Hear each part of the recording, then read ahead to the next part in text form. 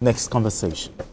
In Nigeria's political landscape, the North holds the ace in national elections. Hence, political gladiators from the region always hold on to this to make negotiations. In recognition of this, a former special advisor to the president on political matters, Hakeem Baba-Ahmed, emphasized that no candidate can secure the presidency without substantial support from the region. Baba-Ahmed also warned against the continued marginalization of the North by the current administration. Meanwhile, a coalition is reportedly being formed to challenge President Bola Tinubu in the 2027 presidential election. The proposed alliance envisions Atiku Abubakar serving a single term as president, with Peter Obi as his running mate. Okay, two stories in one. Let's start from the first part. Looking at what Baba-Ahmed said, over the weekend, is this to scare the president? I don't know what the goal is, but I actually hate it when I hear elder statesmen, especially those who have been in public service, retreat into ethnic cocoons and give the impression that the North, for example, is being marginalized. How? Because he needs to explain how the North is marginalized. How? It has to be explained. Because is it that projects are not being cited in the North? Or do we see marginalization simply in terms of appointments here and there? As we speak today, the North has 27 ministers, which is higher than the South. Yes, we have 48 ministers in North. Yes. And the North has 27 of them. And some of those positions are key positions. Key positions. Defense, the two ministers of defense. True. Because he was talking about security. Insecurity is a big problem in the North. And when a fellow Northerner like me was president, it even got worse. Yes, it got worse under the last president. Exactly. So you can't say, for example, that the inability to make the North secure or more secure than it is now is an act of marginalization. We can't keep talking in terms of appointments. Oh, this appointment, maybe somebody from the North didn't get it, and then you say, oh, the North is marginalized. It has to be much more than that. I mean, for God's sake, we have to move away from that. If key projects are not cited in the North, as a Northerner, I'll be really bothered. If you refuse to bring projects that will make life more meaningful for my people, as a Northerner, I'll be worried. I don't see it simply in terms of, oh, this is the person, they didn't give us a Minister of Finance, for example. But there are key ministers from the North already. The Minister of Budget, the two defense ministers, they are from the Northwest. The NSA is from the Northwest. The biggest problem, the North, our people in the North, they are very enterprising. They are ready to work. They are ready. They are farmers. They don't even need government to help them. All that they need is for security to improve. True. The people in the IDPs, it is not their wish to remain in IDP camps. If there's better security, they would not want to be in IDP camps. They will fend for themselves. They have that honor. Elites in the North who always shout about appointments here and there, they do not benefit the ordinary people. With the appointments, they did not help the ordinary people with the appointments that they get. Those appointments, they make sure that those appointments go to their children and their relations. This is a fact.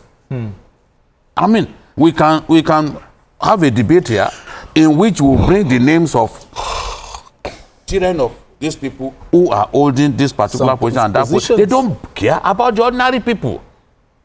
And when we talk about the North, Baba-Ahmed says that no region, nobody can win without the North. Exactly. The North cannot win without the South. That's the way the Constitution is designed. Buhari tried, he contested a lot of times. He kept winning in his own area. And he will get 12 million from his area, yet he will be defeated roundly. Yes. Goodluck Jonathan won the election, presidential election in 2011 with an audacious landslide. Yet Buhari retained his usual key states of the North. It didn't stop him from losing. Look, it's not a question of, the North, nobody can win without the North. Nobody can win without the South as well. And then when we talk about the North, what are we talking about? In our country, religion is far more potent now than even ethnicity. What are they talking about? Religion, now, as we speak. Religion is a big factor in the decisions that people make, political decisions that people make. Religion, not even ethnicity. People want to know first which religion. Is he a Christian or Muslim? Is he a Christian or Muslim? The ethnicity, is not so much of a problem. And today I can tell you there's no such thing as a monolithic North. No. When you talk about the North, North Central is part of the North. True. Are you telling me that the North Central and the Northwest, they always vote in the same way? No. Where did you hear that from? Let me tell you, in 1983 and 1979, Shagari, the candidate of the NPN from the North, relied heavily on votes from what we now know as South-South. Okay. Yes. The old Cross River, you know, he got votes, tremendous votes from there. He did not rely solely on votes from, because even in the North, the votes were divided. GMPP, Waziri Ibrahim, dominated the Northeast. So Shagari needed votes from the South-South. Today, it's always been like that. And you see people like Wires emerge as any president as a way of compensating that region for the support. So they shouldn't be giving us the faith. You see, a lot has changed about political behavior in our country. When you say, oh, the North will determine this, the North will, you can speak about your own part of the North. Look at Kaduna, for example. I'll give this example. Kaduna, we have the Southern Kaduna and the other parts, the Central and they usually do not vote in the same way. In fact, Rufai was so frustrated at a point that he said, look, even if we make the Pope a candidate, they will still not vote for us. So when you vote for APC, the Christian Southern Kaduna, they will go and vote for PDP. It's always been like that. So when you talk about the North, we need to make it clear to people. The North, the Christian part of the North, voter behavior may not necessarily align with the Muslim-dominated part. So in that case, it is clear that the North is not one. The North is not one. And even in the past, we had Taka and others came up with Middle Belt. The North is not one. And in any election, you will see voter behavior indicating clearly that the North is not one. I disagree with some of what he said. Frankly, the conversation should be more about what are our governors doing in northern Nigeria. I come from northern Nigeria. There's no way that a Baba-Ahmed will want to give the feeling that he's more northern than me. Even if he said that, I will tell him that no, you are not making sense. I am a northerner. I grew up, raised in the north. you do not have a greater stake in the North than me. Even if you profess that, I disagree. So these issues are clear to us. Okay. Less people in today's Nigeria, people shouldn't be bringing all of that, because we can argue all day to say, no, you are not right. All right. Adekunle, in your opinion, now Dr. Hakeem Baba-Ahmed, he is the spokesperson of the Northern Elders. Do you think he speaks for the whole of them? No. With his position? No, he's not speaking for them. How can he speak for the North? He doesn't even speak for his... No, how can he speak for the North? It's a town. See, He doesn't speak for Zaria alone, even Zaria. Politics of 40, 50 years ago, yes, is not politics of today. Yes, we've covered politics for a long time. If you want to talk about the North, and you need votes today, it's not the Baba-Ahmed you go to. No, it's the governors. It's the governors. And political leaders. You get what I'm saying? It's the governors. And through the governors, you get to the political leaders. Absolutely. Not those who just operate on the basis of ethnic and religious. They just cut relevance through that. And it doesn't work anymore. See, if he says nobody can win without the North, I agree with him. Okay. But tell him, the North alone cannot be, the Northern votes alone cannot make anyone president. Yes. Obasanjo won without the Southwest. But he accused because he got the North and the Southeast and others. And South. Good Lord Jonathan. You get what I'm saying? You see, the last election, what happened?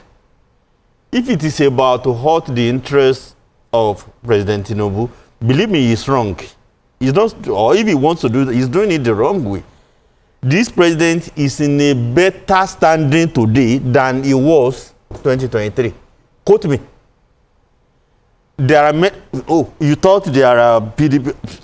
By the time we enter the next election, many PDP governors will just wear that is it Babariga or whatever they wear. All right.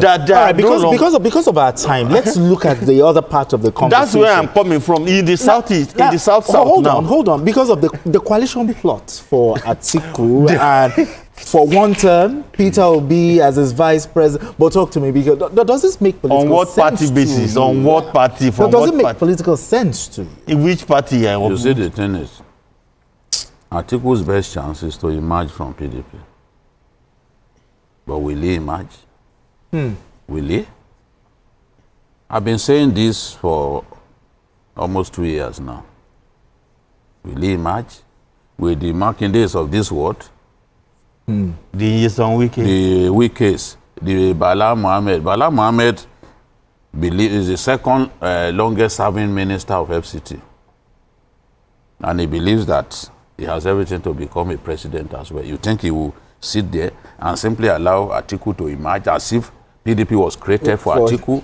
You know how many times he has been their standard bearer without winning an election? You think they will just be watching? So, on which platform will he be presidential candidate? Except they go to SDP. That's not a political party. If he goes to SDP, who goes to SDP with him? Since the coalition and all of that, since they started talking, how many people have moved with him? Moved en masse. Where is the structure? You don't win election. I've heard people say, oh, the next election will be between the Nigerian people and the president. You cannot win an election in Nigeria without structures and the political decision makers. It's not like a case of, if you don't have structures, you just walk straight to go and vote. The organization has to be potent. Otherwise, you go into an election, you don't even have an agent. Some of the parties didn't have agents in some of the polling centers. Yes, in the last election. And you want to win. If you don't have an agent, your interest is compromised already. Absolutely. The structures help you to win an election. The structures, you need the structures. Ordinary people would work for political leaders that they had trusted over the years. Our politics is just like that. Political leaders that they trust, they tell them, this is the right decision to make, this is the place to go. People will listen. You go, and it's not in Nigeria alone, even in Pakistan, people follow political leaders. So, elections are decided largely by where those political leaders stand. Not simply ordinary people on their own just going to vote. On social media, what they say. Because that will not give you the organization that even enables you to follow the vote to the terminal point. We don't have so much time to explain some of this, but to say, oh, it's going to be. No, people, the decision makers, people who rally around them and say, okay, we trust you. Wherever you say we should go, that's where we are going. Now, they said, in the last, is that just one term for Atiku? I beg, there is nothing in that, please. All of them will seek to be presidential candidates. There's nothing. They will not agree to one another to say, okay, you go and contest, I will not say. And if Peter Obi steps down from being a presidential candidate, to a vice some of his supporters even believe that he won the election, to now become deputy to someone. Let us see if he will get that kind of vote. You think it will ruin his image or his standing, his political standing? In the last election, despite all the noises around obedient movement, it was only in the North Central that Obi got 1.6. He failed woefully throughout the North.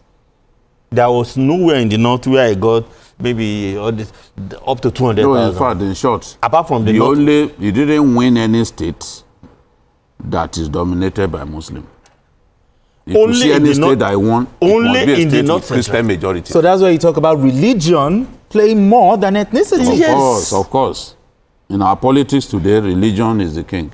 So, in other words, that coalition, Atiku as first, let's just leave them. Just one is dead on arrival. I'm yet to see any coalition beyond the noises in the But is the power sharing ready to go back to the North? How? Because they've done it. North has done 8 years already. Now it's now in the South. Now, if it's given to Atiku, I hate to discuss about power spending. For what I see so far, yes, this president is in a better standing politically than he was in the last election. Far, far, far easier for him today than it was in the last presidential election. You need to take a look at what is on the ground. Where is PDP? Okay. Where is PDP? Where is the PDP? Where is the Labour Party? Maybe they can solve their problem. All right then. All right then. But anyway, but just before we go, let's have some passing shots.